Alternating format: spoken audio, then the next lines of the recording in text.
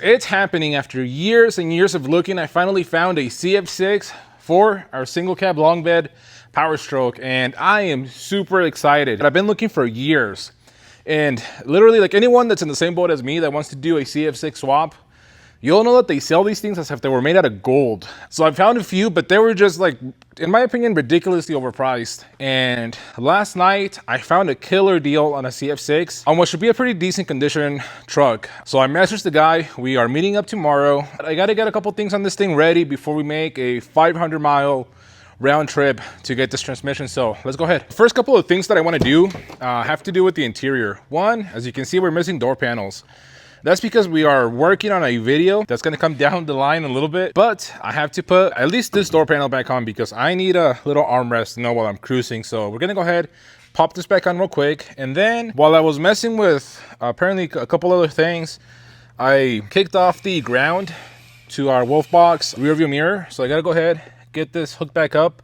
That way we have a mirror. And once we're done with that, I'm going to jump to a couple other things that I got to do. Hopefully we'll get this thing ready in time to go to bed because we gotta wake up really early tomorrow. Okay guys, so we've got the door panel back on. We've got that ground and this kick panel back on the truck. So we've got the rear view mirror back on. That's awesome. So now the next thing that I gotta tackle is actually the bed. Unfortunately, at least one of the bolts, when I got the truck painted, the body shop didn't put back on, and that's this corner. Well, the bolt is there, but as you can see, the bed is quite loose, so I'm gonna at least get that bolt replaced. That way the bed won't be shaking, and then I'm gonna check the other ones to make sure that I have at least 4 decently tight bolts on the truck. So I'm gonna jump on the truck and get that in. Before I forget to tell you guys, we're gonna be replacing these OBS bed bolts with a Super Duty style bed bolt, which uses essentially a normal bolt with these ones have like an Allen bit for them. The actual Super Duty bolts have that Torx pattern instead of this, which I'm gonna try and find those ones instead because I think I like them better than these. Sorry if I look all disgusting and sweaty. It is hot in the shop. I didn't turn on the AC. It's humid. I know it does get a little bit humid in Arizona. Not crazy humid, but humid enough for me to sweat. But anyways, the cool thing about these bolts is that it replaces the bolt that gets captured in the bed, and then you have to go under the bed and take off a nut. It kind of switches that around. It replaces the nut, the regular nut, with a captured nut on a clip that you slide into the frame, and then from the top you just install these bolts, which in my opinion is a way better way of doing bed bolts. So if you guys ever take off your bed bolts, first of all, if you've already done it before, you'll know that it can be a pain in the butt, like a major pain in the butt. Once you do take it off, don't use those OBS bed bolts again. Get something like this. You'll be happy you did this. Hey, quick tip: when you install them, use a lot of anti-seize. That way these things never get stuck. And bingo is his name-o. We are done with this task. At this point, the truck is basically ready to go on that road trip, so let's go get that ZF6.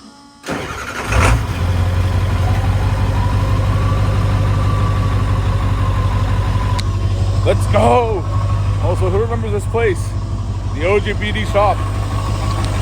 Hopefully the wind is not too bad, but I have pretty bad news. I made the freaking drive 4 hours from my town all the way to Tucson, and this a-hole sold the transmission from me that morning after we talked. I sent them a deposit. I confirmed that we were still on for today, and in the morning I let him know that I was taking off, that I was driving over, and I got to his shop. The guy was not there. It was just his employees, and they had sold it to some other lady, whatever. They got there right in the morning, and that really pisses me off because I don't know, like, I try to do everything right. I put a deposit down and everything, and it just sucks. There's nobody can keep their word anymore, and it's sad. It did piss me off. I'm someone, if you know me, I'm pretty hard to upset. I try to be pretty chill, you know, pretty reasonable. But when I take a whole freaking day off of my very busy business, like you guys know, to, you know, come do something, it really sucks. And especially because like I was genuinely excited to finally put a ZF6 behind the single cab. But you know what? It is what it is. The slogan, I guess, to our YouTube channel, to our Blowing Diesel brand, is we don't vent, we blow diesel. That's where Blowing Diesel Designs, Blowing Diesel comes from. And basically what that stands for is, I know a lot of you guys are just like me. Like I love driving, and that's kind of my therapy. If I'm upset, I hop on the truck, I go on a beautiful drive, let her eat, blow some diesel, and feel better. That's what I'm feeling right now. I'm feeling a lot better. It is what it is. There is, I guess, an upside. When I got to the shop, because they're dismantlers. That's what they do. They tear apart trucks, they part them out. So when I got to the shop, they were actually dismantling a 6.4 Power Stroke with 4-wheel drive. And I was like, hey, you know, you guys stooped me on this transmission. You know, give me a deal on these axles. I'll buy them. So they sold me the set at a very, very good price. Again, I'm still pissed off because it's not what I came for. I came for the transmission, but yeah, he did try and make it up. But the crappy thing is that I came super early to get here as early as I could so I could get back to the shop because I have a lot of work. I don't take days off, like not often. I'm always working. So I came super early so that I could get here. I got here at 11. I got here at 11 so I could get back to the shop and get a little bit of work done. That was at least the idea. But now I gotta stay here until like 3 or 4, pick up the transmission, the axles. I won't get back to my house until like 9, 10, 8, I don't know, but I can't even do math right now. But you know, it is what it is. I'm in a beautiful spot. Like, this is absolutely beautiful. Obviously we're in Arizona, so we're around a whole bunch of beautiful saguaros. And then this little drive is actually really, really nice. You gotta do what you do. It's not good to be mad, to stay mad. Shit happens. Now we gotta move on. So I'll take this time, well, 1, to get back to all my emails, DMs, which I already did, and 2, to explore Tucson a little bit, because I've only ever passed through, and I've always heard that it's beautiful. So we figured we'd go for a little drive, explore a little bit. I heard that there's some really good food here, so after this I'm gonna find a restaurant and get a bite. Hopefully by the end they'll have those freaking axles pulled and we'll pull any BS on us. So stay positive, guys. Okay, guys, so I was gonna go on a little hike to check out those saguaros, but it's way too hot for my fat ass to be walking up a mountain right now. So I'm just gonna go back to the truck, get in the AC, and go find some food.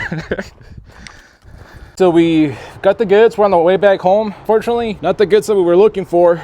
We did get a E99 Spider and intercooler set up for Justin, which that's good. Got a good price on that. They did give me a really good price on the axles, and who knows, possibly we might be working with them in the future to source our axles from them, because shit happens, you know. I guess, you know, I understand miscommunication, and like I said, they did make it up by giving me a really good price on these axles, and the guys working there were freaking awesome. They were really cool. So not a total loss. Definitely a bummer, but at least we didn't come home empty-handed. Okay.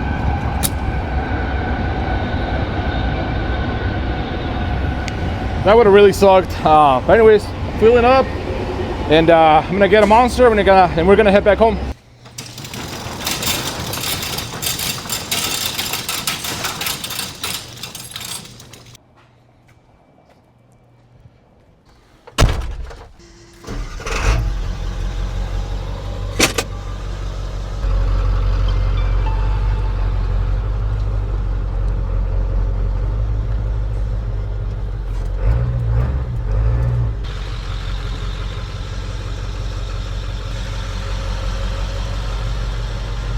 Made it back to the shop. The truck did great, man. This thing it's awesome to drive. Go ahead and unload these, and we got to figure out what I'm gonna do with them. I kind of want to put them on the white crew cab. What do you guys think? Should we?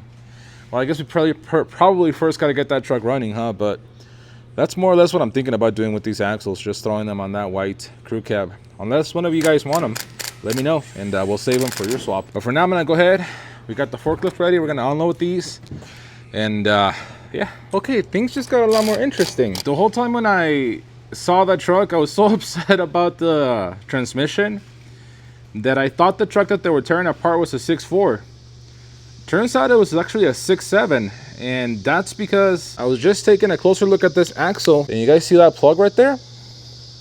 That's actually for an e-locker. So this axle has a locker inside of it, which just made me feel a lot better. I was actually thinking about ordering one of these to swap onto this truck to have a locker in it, and for two reasons. So this axle, how should I put it? It's desirable because of the locker, but it's, I guess, undesirable because it doesn't have the speed sensor in it. But the reason why I wanted to get one of these axles is because there's a way that you can use the GPS speed sensor. You gotta program it and everything, but it should be able to give you the correct speed reading for your speedo and for your transmission and all that stuff. I had been thinking about ordering one of these sets of axles just to do that. I guess the fact that I accidentally got one makes me kind of happy. That's good. I'm excited now to swap these axles onto this truck. I mean, I might still swap them onto the white crew cab because kind of the ultimate goal for that is to make it into like a overlandish off-roading,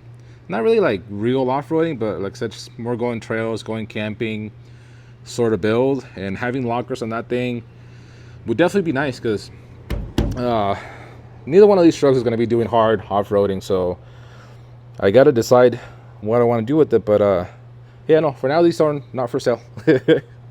Heck yeah, that's awesome. Also, these things are the freaking smallest sway bars I have seen on one of these things. Like, they're like half-inch, 5/8, like super puny. Like, why is it even there? But anyways, yeah, I feel better. I'm gonna go ahead and get these things removed, and we'll go from there.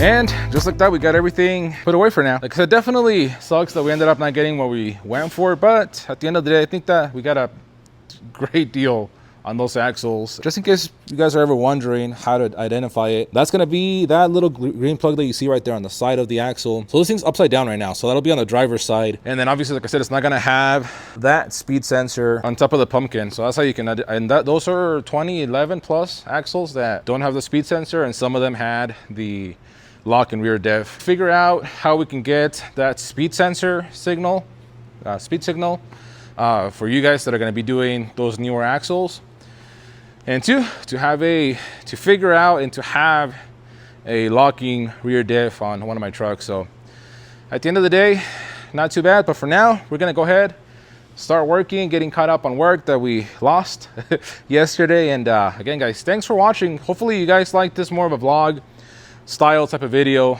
We'll start making more if you guys like them. But yeah, leave a like, leave any comments down below that you might have, and we'll see you for the next one.